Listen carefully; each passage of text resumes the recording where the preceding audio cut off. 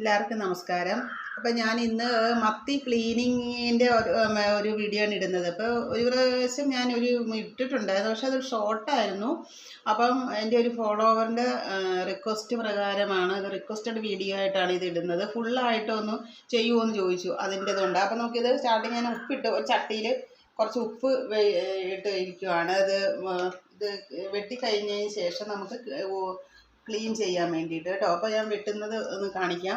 അന്ന് ഞാൻ കാണിച്ചിരുന്നു, അപ്പം ഒന്നുകൂടെ കാണിക്കണമെന്ന് പറഞ്ഞതുകൊണ്ടാണ്. ഞാനിങ്ങനെയാണ് തല ഇങ്ങനെ അങ്ങ് ഇത് ചെയ്തിട്ട് പിന്നെ ഈ അരിൻ്റെ ഇത് ഇനി അങ്ങ് ചെയ്യുവാണ് ചെയ്യുന്നത്. എൻ്റെ ഇതിനകത്തെ ഇതെല്ലാം നന്നായിട്ട് ഇങ്ങനെ അങ്ങോട്ട് ക്ലീൻ ചെയ്തിട്ട് പിന്നെ ഞാനിങ്ങനെ ചെതുമ്പലിങ്ങനെ അങ്ങോട്ട് എടുത്ത് കളയുകയാണ് ചെയ്യുന്നത്. പിന്നെ ഇതിൻ്റെ ഈ പുറകുവശത്ത് ചെറിയ ഒരു മുള്ളുണ്ട്, അതും കൂടി എടുത്ത് കളയാം. ഇങ്ങനെ ഇതെല്ലാം നന്നായിട്ട് ഇങ്ങനെ ചെതുമ്പലെല്ലാം ഇവിടുത്തെ എല്ലാം എടുത്ത് കളയണം ക്ലീൻ ചെയ്യുമ്പം. പിന്നെ ഈ ഒരു ഇതുണ്ട്, അതിങ്ങനെയൊന്ന് ഞാൻ കത്രിക കൊണ്ടും ചെയ്യാൻ പറ്റും മീൻ വെട്ടുന്നത്. അതുകൊണ്ട് ഇങ്ങനെ ചെയ്യുവാണ്. ഇങ്ങനെയാണ് ഇത് ഞാൻ വെട്ടുന്നത്. എന്നിട്ട് വേറെ ഒരു സൈസിലും വെട്ടാൻ സാധിക്കും. ഇങ്ങനെ ഇതിൻ്റെ ഇതിങ്ങനെ എടുത്തിട്ട് ഏതാണോ കൺവീനിയൻറ്റ് അങ്ങനെ ചെയ്യുക. ഇതിങ്ങനെ എടുത്തിട്ട് ഇതിങ്ങനെ ചെയ്യാൻ പറ്റും കേട്ടോ. ഇതിനകത്ത് ഇങ്ങനെ എടുത്ത് കളയുക. എന്നിട്ട് ഇത് നമുക്ക് അങ്ങോട്ട് കട്ട് ചെയ്ത് കളയാൻ പറ്റും. അങ്ങനെയും ചെയ്യുന്നവരുണ്ട്. ഞാൻ പിന്നെ മൊത്തത്തിൽ അങ്ങനെ കട്ട് ചെയ്ത് കളയുവാണ് ചെയ്യാറുള്ളത്.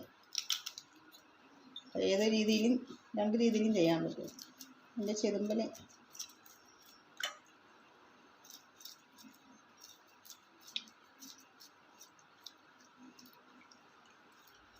പുറകിലും ഉണ്ടാവും ഇങ്ങനെ ഇതുപോലത്തെ ചെതുമ്പൽ. ഇപ്പം അതും കളയണം.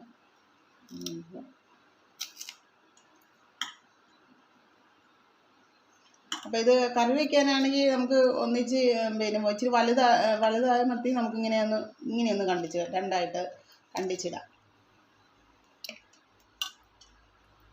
അപ്പോൾ ഇങ്ങനെയാണ് ഇത് ചെയ്യുന്നത്.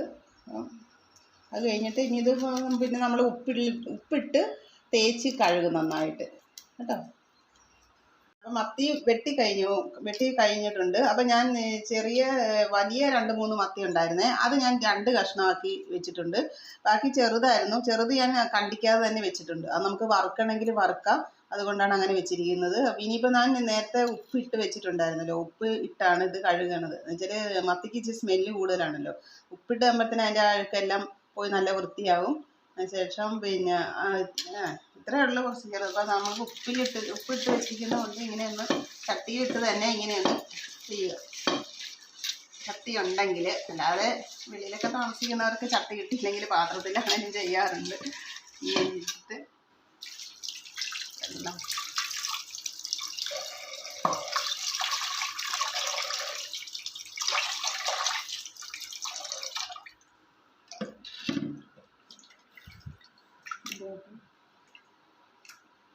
രണ്ട് മൂന്ന് പ്രാവശ്യം ഇങ്ങനെയൊന്ന് കഴുകുമ്പോൾ തന്നെ അതിൻ്റെ അഴുക്ക് പോയി കിട്ടും കേട്ടോ. 2-3 പ്രാവശ്യം ചെയ്യുക ഇങ്ങനെ. ഓക്കെ.